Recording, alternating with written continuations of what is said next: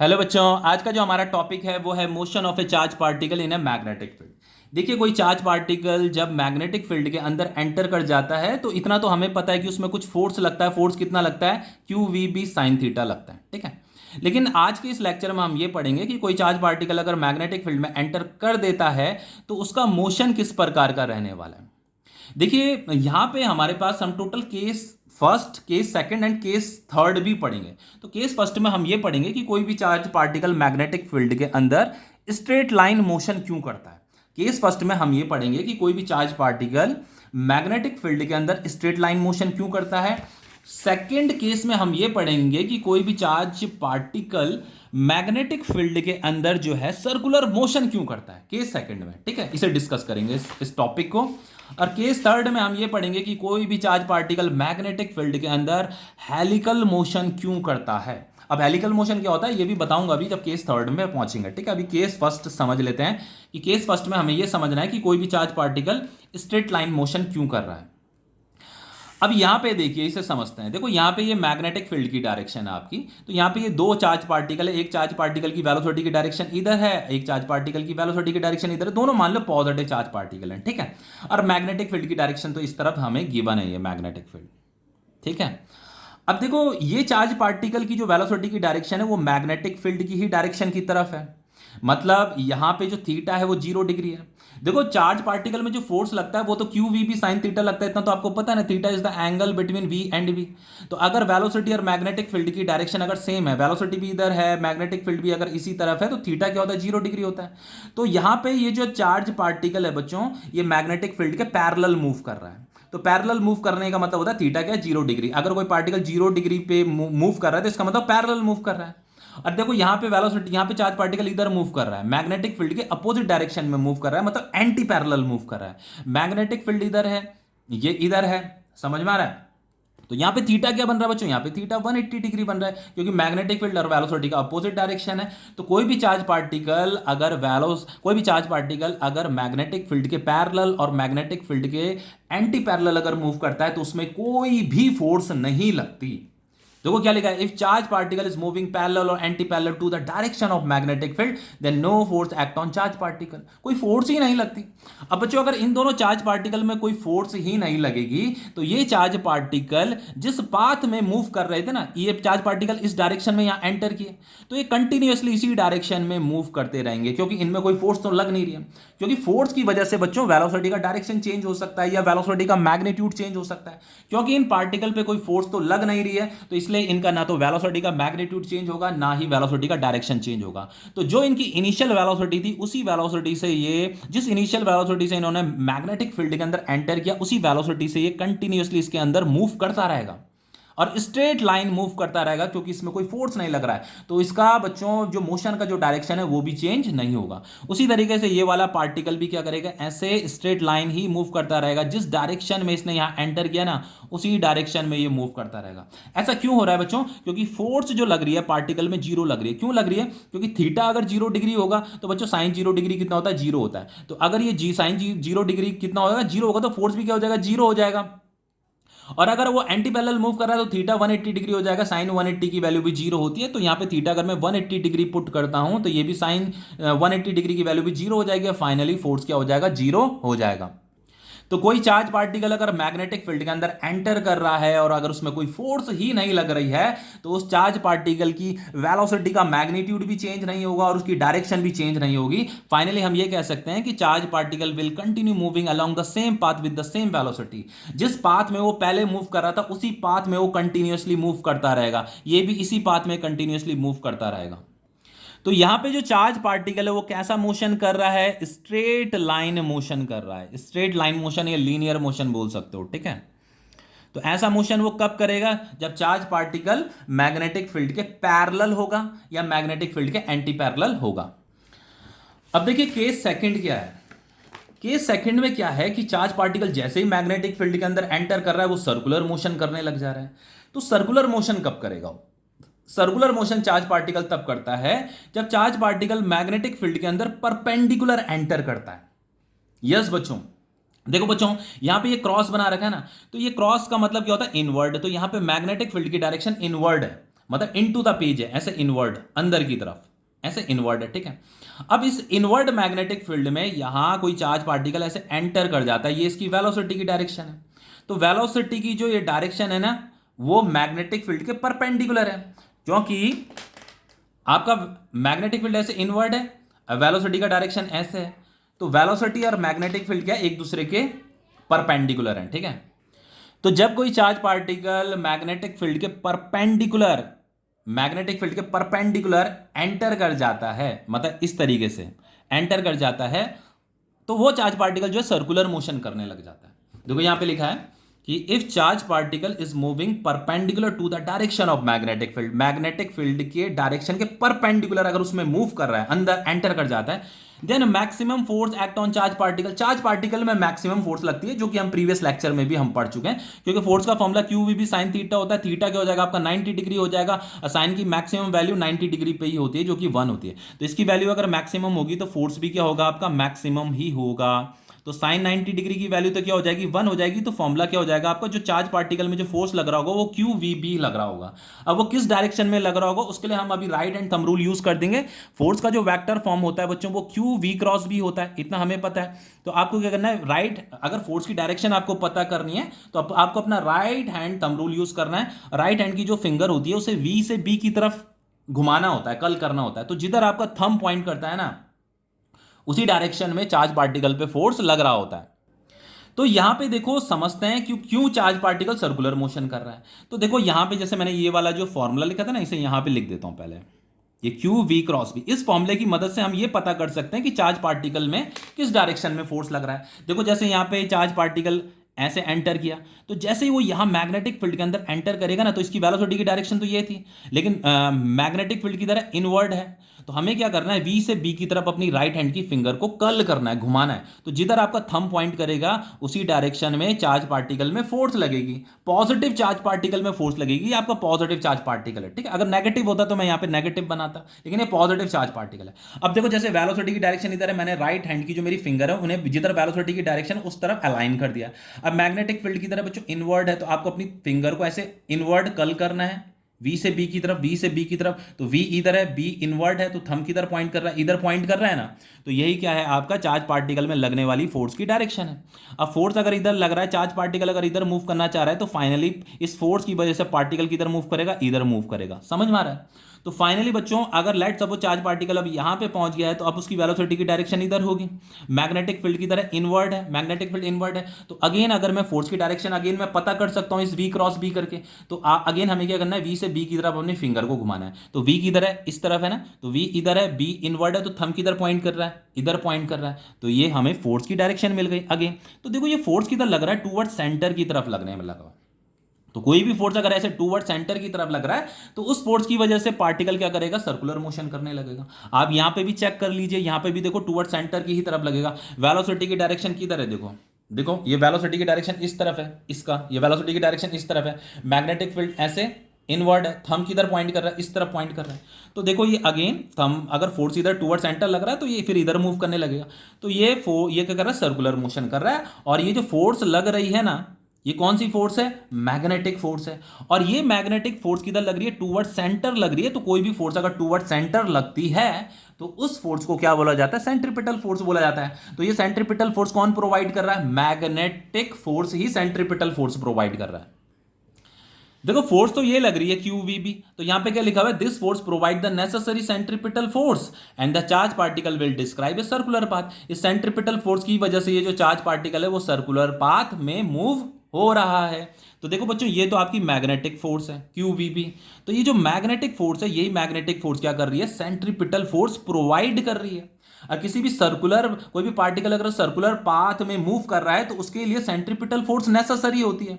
तो क्योंकि ये force magnetic force toward centre लग रही है, तो हम इस मैग्नेटिक फोर्स को सेंट्रीपिटल फोर्स भी बोल सकते हैं। समझ में आ रहा है। तो ये मैग्नेटिक फोर्स कितना है, क्यू वी बी है। तो ये मैग्नेटिक फोर्स की जगह में यहाँ पे क्यू वी बी आ जाएगा। और जो सेंट्रीपिटल फोर्स का जो फॉर्मूला होता है वो कितना होता है बच्चों, वो आपने क्लास 11th में पढ़ा था। लेट सपोज इस सर्कुलर पाथ का रेडियस है आर, तो सेंट्रीपिटल फोर्स कितना हो जाएगा, वो हो जाएगा आपका M V square upon R. बस v, ये जो पार्टिकल यहां सर्कुलर पाथ में जो मूव कर रहा है ना बच्चों, इस v वेलोसिटी से ही कर रहा है। जितनी वेलोसिटी से यहां एंटर किया था ना इसने, ये उसी वेलोसिटी से यहां क्या कर रहा है, सर्कुलर पाथ में मूव करने में लगा हुआ है। मतलब वेलोसिटी का जो मैग्नीट्यूड है वो चेंज नहीं होने वाला, सिर्फ और सिर्फ वेलोसिटी की डायरेक्शन चेंज होने में लगी हुई है। ये वेलोसिटी की डायरेक्शन चेंज हो रही है। तो ये जो फोर्स लग रहा है, ये जो मैग्नेटिक फोर्स है, ये मैग्नेटिक फोर्स सिर्फ और सिर्फ वेलोसिटी की डायरेक्शन को चेंज कर रहा है, वेलोसिटी के मैग्नीट्यूड को नहीं चेंज करता। तो कोई भी अगर आपसे पूछता है कि यहाँ पे जो पार्टिकल जो सर्कुलर पाथ में जो यहाँ घूमने में लगा हुआ है ना, ये सर्कुलर मोशन जो कर रहा है, उसकी वेलोसिटी में कोई वेलोसिटी के मैग्नीट्यूड में कोई भी चेंज नहीं आता, सिर्फ वेलोसिटी के डायरेक्शन में चेंज आता है। जितने वेलोसिटी के मैग्नीट्यूड से यहाँ इसने एंटर किया था ना, मान लो 5 मीटर पर सेकंड की वेलोसिटी से इसने यहाँ एंटर किया, तो उतने ही वेलोसिटी के मैग्नीट्यूड से यहाँ ये घूमता रहेगा। तो फाइनली अगर हमसे कोई पूछता है कि इस सर्कुलर पाथ का रेडियस बताइए, तो हम यहाँ रेडियस पता कर सकते हैं। रेडियस कैसे पता करेंगे, देखो ये v से एक v ये कट जाएगा, तो r इजिकल टू क्या हो जाएगा आपका, mv डिवाइडेड बाय qb हो जाएगा। तो ये सर्कुलर पाथ का क्या है, रेडियस है। इस फॉर्मूले में देखिए जो रेडियस है, रेडियस इज डायरेक्टली प्रोपोर्शनल किसके है, वेलोसिटी ऑफ चार्ज पार्टिकल के। तो अगर चार्ज पार्टिकल का वेलोसिटी अगर बच्चों ज्यादा है तो सर्कुलर पाथ का रेडियस भी ज्यादा होगा, और चार्ज पार्टिकल का अगर रेडियस कम है तो चार्ज पार्टिकल का अगर वेलोसिटी कम है तो रेडियस भी क्या होगा, कम होगा। क्योंकि बच्चों रेडियस जो है डायरेक्टली प्रोपोर्शनल किसके, वेलोसिटी ऑफ चार्ज पार्टिकल के। तो हम ये कह सकते हैं कि जो स्लो मूविंग चार्ज पार्टिकल जिस सर्कुलर पाथ में मूव कर रहा होगा, उस सर्कुलर पाथ का रेडियस भी क्या होगा, स्मॉल होगा। अब फास्ट मूविंग चार्ज पार्टिकल जिस सर्कुलर पाथ में मूव कर रहा होगा, उस सर्कुलर पाथ का रेडियस भी क्या होगा, लार्जर होगा। क्योंकि बच्चों radius is directly proportional to v है। वेलोसिटी अगर ज्यादा होगी तो सर्कुलर पाथ का रेडियस ज्यादा होगा, वेलोसिटी अगर कम होगी तो सर्कुलर पाथ का रेडियस भी क्या होगा, कम होगा। अब देखिए यहां पे ये क्वेश्चन बहुत इंपॉर्टेंट है, जनरली ये क्वेश्चन बोर्ड में पूछ दिया जाता है। देखो यहां पे क्वेश्चन में क्या कह रहा है, if both electron and proton enter in a magnetic field. देखो बच्चों एक आपका इलेक्ट्रॉन है और एक आपका प्रोटॉन है, और ये दोनों के दोनों मैग्नेटिक फील्ड में एंटर कर जाते हैं सेम वेलोसिटी से, दोनों का वेलोसिटी सेम है। इलेक्ट्रॉन में नेगेटिव चार्ज होता है, प्रोटॉन में पॉजिटिव चार्ज होता है। यही लिखा है, both electron and proton enter in a magnetic field with same velocity and the magnetic field is perpendicular to the direction of motion of particle.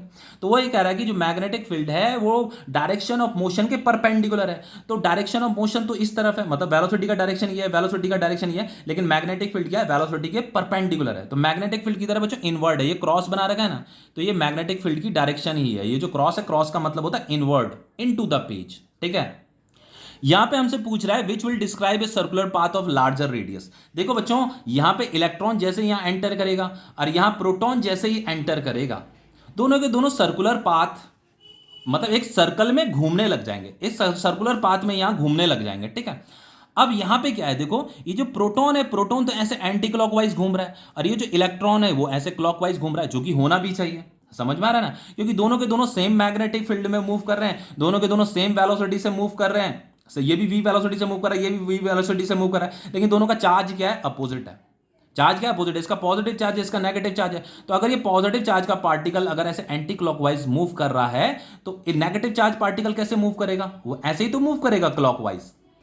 तो यहां पे प्रोटॉन भी सर्कुलर पाथ में मूव कर रहा है, इलेक्ट्रॉन भी सर्कुलर पाथ में मूव कर रहा है। हमें यह बताना है कि इन दोनों में से किसका सर्कुलर पाथ का रेडियस ज्यादा है। देखो क्या बताना है, which will describe a circular path of larger radius. अब देखो कैसे बताएंगे। सबसे पहली बात हमें पता है कि जो मास ऑफ प्रोटॉन होता है ना, वो ग्रेटर होता है मास ऑफ इलेक्ट्रॉन से, ये तो सबको ही पता है, ठीक है।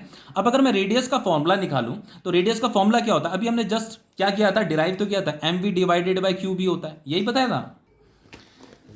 ये देखिए ये डिराइव किया था ना, mv डिवाइडेड बाय क्यूबी, तो ये आपका रेडियस का फॉर्मूला है। अब देखो फॉर्मूले में देखो यहाँ मैग्नेटिक फील्ड आ रखा है, तो दोनों के दोनों चार्ज पार्टिकल जो है सेम मैग्नेटिक फील्ड में यहाँ एंटर कर रहे हैं, तो मैग्नेटिक फील्ड तो सेम है। अब अगर वेलोसिटी की बात करें तो दोनों की वेलोसिटी भी सेम है, तो दोनों की वेलोसिटी भी सेम है। अगर हम चार्ज की बात करें तो इलेक्ट्रॉन और प्रोटॉन दोनों में सेम चार्ज होता है। चार्ज की वैल्यू कितनी होती है, 1.6 इंटू 10 की पावर -19 कूलम। दोनों का मैग्नीट्यूड सेम होता है, बस एक पॉजिटिव होता है एक नेगेटिव होता है, पर हम मैग्नीट्यूड की बात कर रहे हैं तो मैग्नीट्यूड भी क्या होता है, सेम होता है। अब अगर हम मास की बात करें बच्चों, तो प्रोटॉन का मास ज्यादा होता है इलेक्ट्रॉन से, ठीक है।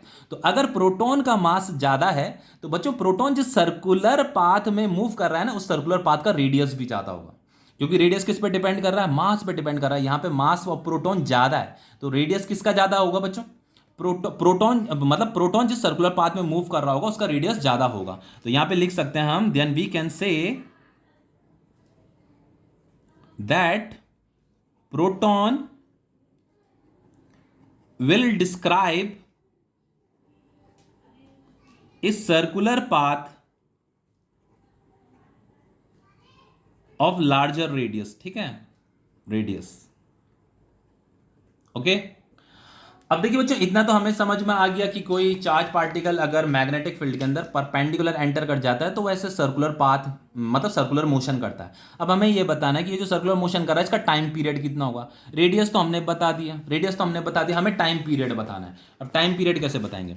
देखो, सबसे पहले यहाँ पे मैं रेडियस तो लिख देता हूँ। रेडियस का फॉर्मूला तो mv/qb था। अब मुझे टाइम पीरियड बताना है। टाइम पीरियड कैसे बताएंगे? Distance covered in 1 revolution. तो एक रिवोल्यूशन में उसने कितना डिस्टेंस कवर्ड किया भाई? ये रेडियस कितना है, r है, तो इसने 1 रिवोल्यूशन कंप्लीट करने में कितना डिस्टेंस कवर किया? 2 पाई r, जो इसका सरकमफेरेंस होगा। तो टाइम पीरियड अगर आपको निकालना है ना, तो टाइम पीरियड कैसे निकालते हैं? डिस्टेंस कवर्ड जो उसने किया है, distance covered in 1 revolution divided by क्या आता है? स्पीड आता है। स्पीड आता है। तो टाइम पीरियड डिस्टेंस कवर्ड तो कितना हो जाएगा? सर्कुलर पाथ का रेडियस r है, तो जो उसका सरकमफेरेंस होगा वही डिस्टेंस कवर्ड होगा, 2 पाई r डिवाइडेड बाय स्पीड मतलब जिस स्पीड से वो सर्कुलर पाथ में मूव कर रहा है। तो कितनी स्पीड से मूव कर रहा है? देखो, उसकी स्पीड कितनी दे रखी है? v तो दे रखी है, ये जिस स्पीड से उसने यहां एंटर किया, तो ये स्पीड आ जाएगी v। तो फाइनली देखो, यहां पे time period is equal to हो जाएगा आपका 2 पाई डिवाइडेड बाई v, और ये r हमें ये गिवन है, तो r को मैं यहां पुट कर रहा हूं इसकी जगह में, तो r हो जाएगा आपका mv डिवाइडेड बाय qb। तो ये v से v कट जाएगा। तो टाइम पीरियड देखो क्या आया आपका? टाइम पीरियड आ रहा है आपका 2 पाई m डिवाइडेड बाय qb। बहुत ही इंपॉर्टेंट फॉर्मूला, देखो इससे हमें बहुत कुछ पता चलने वाला है। टाइम पीरियड जो आ रहा है हमारा, वो आ रहा है आपका 2 पाई m डिवाइडेड बाय qb। और रेडियस क्या था हमारा? रेडियस तो था हमारा mv डिवाइडेड बाय qb था। देखो बच्चों, यहां पे टाइम पीरियड के इस फॉर्मूले से हमें कुछ पता चल रहा है कि टाइम पीरियड मास पे डिपेंड करता है। अगर जो चार्ज पार्टिकल है उसका अगर आप मास चेंज कर दोगे ना, तो टाइम पीरियड भी चेंज होने लग जाएगा। लेकिन अगर आप उसका मास चेंज नहीं करते हो, चार्ज चेंज अगर नहीं करते हो ना, और उसका अगर वेलोसिटी आप चेंज कर देते हो, तो टाइम पीरियड में कोई चेंज नहीं आता है, क्योंकि टाइम पीरियड के फॉर्मूले में कहीं पे भी वेलोसिटी नहीं आ रखा है। टाइम पीरियड जो होता है बच्चों, वेलोसिटी पे डिपेंड नहीं करता है, ना तो वेलोसिटी पे डिपेंड करता है, ना तो रेडियस ऑफ सर्कुलर पाथ पे डिपेंड करता है, क्योंकि यहां पे फॉर्मूले में रेडियस भी नहीं आ रखा है, वेलोसिटी भी नहीं आ रखा है। देखो यहां पे देखो, कुछ बच्चे इस चीज से कंफ्यूज जाते हैं। कुछ कहते हैं कि सर आप कह रहे हो कि टाइम पीरियड जो है वेलोसिटी पे डिपेंड नहीं कर रहा है, तो यहाँ पे तो आपने ये 2 पाई r अपॉन v लिखा था। तो बच्चों यहाँ पे मैंने v लिखा था, लेकिन ये जो r है, r किस पे डिपेंड कर रहा है? v पे डिपेंड कर रहा है ना। तो r का फॉर्मूला क्या है? mv upon qv। तो r को अगर मैं यहाँ पुट करूंगा mv अपॉन qv, तो m से m कट तो गया, तो फाइनली हमें टाइम पीरियड का फॉर्मूला मिल गया ना। तो इसीलिए तो बोला जा रहा है कि जो टाइम पीरियड होता है वो वेलोसिटी ऑफ चार्ज पार्टिकल पर डिपेंड नहीं करता। तो इसे आप नोट डाउन कर लीजिए कि time period is independent of velocity of particle and radius of circular path. Independent मतलब डज नॉट डिपेंड। पार्टिकल का चाहे वेलोसिटी कुछ भी हो, पार्टिकल जिस सर्कुलर पाथ में मूव कर रहा है, चाहे उसका रेडियस कुछ भी हो, टाइम पीरियड आपका कांस्टेंट रहेगा। टाइम पीरियड आपका क्या रहेगा? कांस्टेंट रहेगा। लेकिन उसके लिए शर्त यह है, टाइम पीरियड कांस्टेंट तब रहता है जब उसका मास चेंज ना हो और चार्ज चेंज ना हो। ठीक है, आप वेलोसिटी चेंज कर सकते हो, रेडियस चेंज कर सकते हो सर्कुलर पाथ का। वेलोसिटी बढ़ाने से रेडियस तो बढ़ ही जाएगा, लेकिन उसका टाइम पीरियड चेंज नहीं होता। टाइम पीरियड आपका ऑलवेज क्या रहता है? कांस्टेंट रहता है। देखो इसे प्रूफ भी किया जा सकता है। देखो एक एग्जांपल से प्रूफ करते हैं इसे। जैसे आपका मैग्नेटिक फील्ड का डायरेक्शन है इनवर्ड, यहां पे आपका मैग्नेटिक फील्ड का डायरेक्शन दे रखा है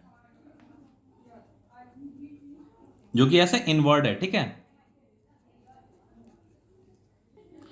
इसके अंदर ये 2 चार्ज पार्टिकल ऐसे एंटर कर जाते हैं। ठीक है, एक का वेलोसिटी v2 है, एक का वेलोसिटी v1 है। v1 जो है ग्रेटर है v2 से, लेकिन दोनों का मास और चार्ज सेम है। इसका मास m है, इसका चार्ज q है। इसका भी मास m है, इसका भी चार्ज q है। ये दोनों के दोनों चार्ज पार्टिकल जो है ना, परपेंडिकुलर यहां एंटर कर रहे हैं। वेलोसिटी की डायरेक्शन क्या है? मैग्नेटिक फील्ड के परपेंडिकुलर है। तो ये दोनों के दोनों क्या करेंगे? सर्कुलर मोशन करने लगेंगे। लेकिन यहां पे बच्चों ये v1 जो है v2 से ग्रेटर है, तो जिसकी वेलोसिटी ज्यादा होगी ना, वो चार्ज पार्टिकल क्या करेगा? बड़ा सर्कुलर पाथ बनाएगा ऐसे। और इसकी ये वेलोसिटी क्या कम है, तो ये छोटा सर्कुलर पाथ बनाएगा ऐसे। देखो ऐसा मैं क्यों बोल रहा हूं, अभी समझते हैं। देखो इसका रेडियस तो बड़ा होगा, और इसका रेडियस क्या होगा, छोटा होगा। देखो रेडियस का फॉर्मूला क्या था, M V divided by Q B. तो रेडियस किस पे डिपेंड करता है, वेलोसिटी पे डिपेंड करता है। भाई मास और चार्ज तो दोनों का सेम है ना, मास और चार्ज तो दोनों का सेम है, दोनों के दोनों सेम मैग्नेटिक फील्ड में एंटर कर रहे हैं। तो रेडियस किस पे डिपेंड करेगा, वेलोसिटी पे डिपेंड करेगा। तो जिसकी वेलोसिटी ज्यादा होगी उसका रेडियस भी ज्यादा होगा। तो इसकी ये v1 ज्यादा है v2 से, इसीलिए यहाँ पे ये जो सर्कुलर पाथ, ये सर्कुलर मोशन कर रहा है जो चार्ज पार्टिकल, उसका रेडियस क्या ज्यादा है। तो यहाँ पे r1 ग्रेटर होगा r2 से। इस वाले सर्कुलर पाथ का रेडियस बड़ा है, इसका छोटा है। लेकिन अगर हम टाइम पीरियड की बात करें ना, इस सर्कुलर मोशन की, इस वाले और इस वाले की, अगर टाइम पीरियड की बात करें तो टाइम पीरियड कांस्टेंट रहेगा। देखो टाइम पीरियड का फॉर्मूला क्या है, 2πm divided by Q B. तो 2π तो कांस्टेंट है, मास और चार्ज भी दोनों के लिए सेम दे रखा है, यहाँ पे मास और चार्ज भी दोनों के लिए सेम दे रखा है, और मैग्नेटिक फील्ड भी दोनों के दोनों सेम मैग्नेटिक फील्ड में मूव कर रहे हैं। तो टाइम पीरियड सेम ही तो आएगा। अब कुछ बच्चे मतलब कांस्टेंट ही तो आएगा। अब कुछ बच्चे ये सोचते हैं कि यहाँ पे इसका तो रेडियस बड़ा है, इसका तो रेडियस छोटा है, तो टाइम पीरियड सेम क्यों आ रहा है। टाइम पीरियड इसलिए सेम आ रहा है, भले इसका रेडियस बड़ा है तो पर इसकी वेलोसिटी भी तो फास्ट है, इसका रेडियस भले छोटा है पर तो इसकी वेलोसिटी भी तो स्लो है, इसलिए टाइम पीरियड सेम आ रहा है। अब देखिए नेक्स्ट है आपका केस थर्ड। यहां पे क्या है कि चार्ज पार्टिकल जो है मैग्नेटिक फील्ड के अंदर जो है हेलिकल पाथ में मूव कर रहा है। हेलिकल पाथ का मतलब क्या होता है, अरे ये हेलिकल पाथ में कब मूव करेगा। देखो क्या है, क्या कह रहा है, when a charge particle move at an angle other than 0 degree, 90 degree and 180 degree to the magnetic field. देखो ये तो हम डिस्कस कर चुके हैं कि 0 डिग्री और 180 डिग्री में पार्टिकल कैसे मूव करता है, या पार्टिकल में कैसी फोर्स लगती है, या 90 डिग्री में पार्टिकल कैसे मूव करता है। लेकिन यहां पे हम बात कर रहे हैं other than 0 degree and 90 degree and 180 degree. मतलब अगर कोई चार्ज पार्टिकल मैग्नेटिक फील्ड में एंटर कर रहा है, लेकिन वो 0 डिग्री और 90 डिग्री और 180 डिग्री के सिवाय किसी दूसरे एंगल पे वो मैग्नेटिक फील्ड के अंदर एंटर कर रहा है। जैसे ऐसे समझिए, जैसे ये आपका एक्स एक्सिस है, ये वाई है, ये जेड है, ये मैग्नेटिक फील्ड की डायरेक्शन इस तरफ है, ठीक है, अलोंग एक्स एक्सिस है। और यहां पे देखो ये चार्ज पार्टिकल ऐसे एंटर कर जाता है, इसकी वेलोसिटी की डायरेक्शन ये है, और थीटा एंगल बना रहा है, किसके साथ थीटा एंगल बना रहा है, इस मैग्नेटिक फील्ड के साथ। ये मैग्नेटिक फील्ड की डायरेक्शन इस तरफ है अलोंग एक्स एक्सिस। लेकिन ये जो थीटा है, ये थीटा ना तो 0 डिग्री है, ना तो 90 डिग्री है, ना तो 180 डिग्री है, इनके सिवाय कुछ और हो सकता है। लेकिन थीटा 0, 90 और 180 नहीं हो सकता, ठीक है। देन ये चार्ज पार्टिकल क्या करेगा, यहां पे हेलिकल पाथ में मूव करने लगेगा। हेलिकल पाथ किसे बोलते हैं, देखो इसे बोलते हैं हेलिकल पाथ। जैसे ये चार्ज पार्टिकल ऐसे मूव करेगा, ऐसे कुछ इस तरीके से यहां हेलिकल पाथ में ऐसे मूव करता जाएगा ये चार्ज पार्टिकल। तो अगर आप इस मोशन को देखो ना, तो इस मोशन में चार्ज पार्टिकल जो है सर्कुलर मोशन भी कर रहा है और स्ट्रेट लाइन मोशन भी कर रहा है। सर्कुलर मोशन तो कर ही रहा है, लेकिन सर्कुलर मोशन के साथ साथ वो सर्कुलर मोशन ऐसे कर रहा है ना, ऐसे आगे भी बढ़ने में लगा हुआ है, वो ऐसे आगे भी बढ़ रहा है। तो साथ में वो स्ट्रेट लाइन मोशन भी कर रहा है, दो मोशन कर रहा है, ठीक है, स्ट्रेट लाइन मोशन भी कर रहा है। तो देखो बच्चों, स्ट्रेट लाइन मोशन वो किस डायरेक्शन में आगे बढ़ रहा है, मैग्नेटिक फील्ड की ही डायरेक्शन में आगे बढ़ रहा है। लेकिन उसके साथ साथ ऐसे सर्कुलर मोशन भी कर रहा है, आगे भी बढ़ रहा है, सर्कुलर मोशन भी कर रहा है, आगे भी बढ़ रहा है।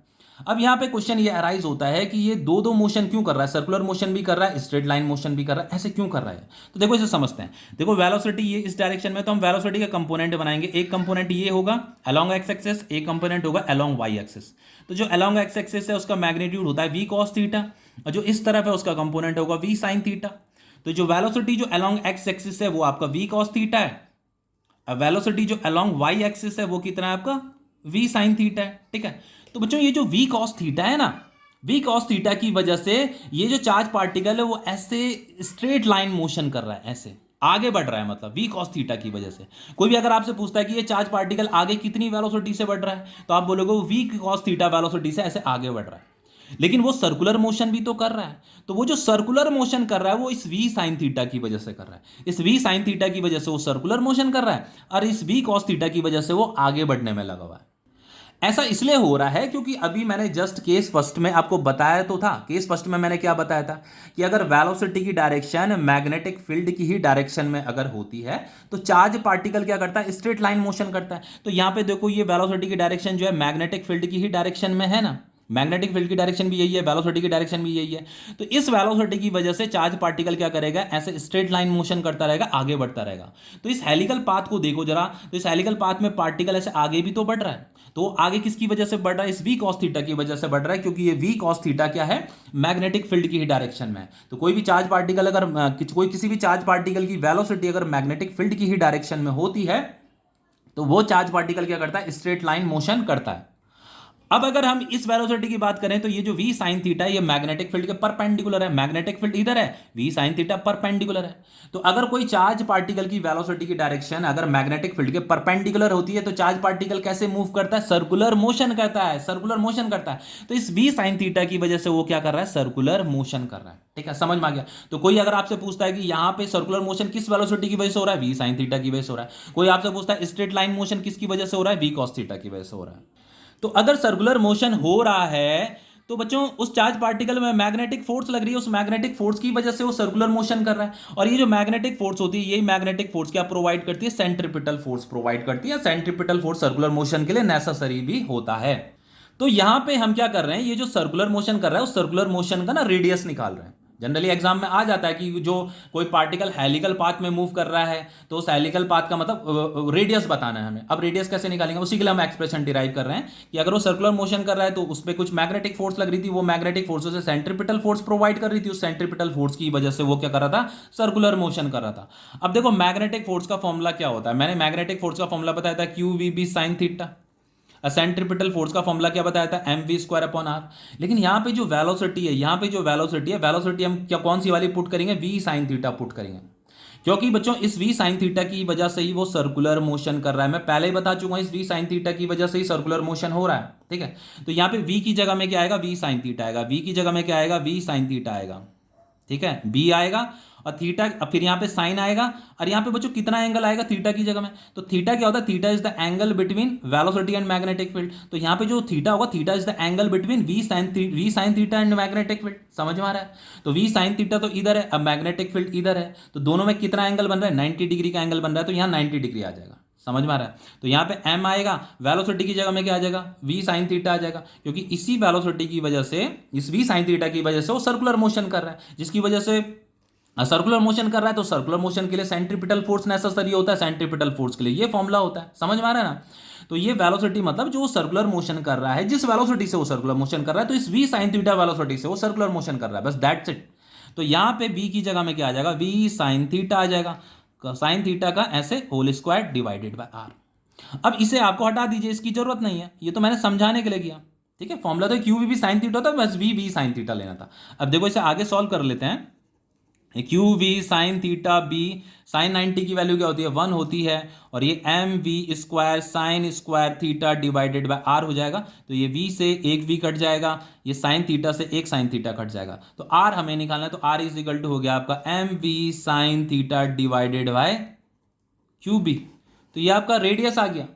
तो रेडियस कितना है, M V sine theta divided by Q B. और इससे पहले जो हमने रेडियस निकाला था बच्चों, इससे पहले जब कोई पार्टिकल सिर्फ और सिर्फ सर्कुलर मोशन कर रहा होता है तो M V upon Q V होता है। लेकिन यहां पे क्या आया, यहां पे M V upon Q B तो है, लेकिन साइन थीटा भी आ जाता है।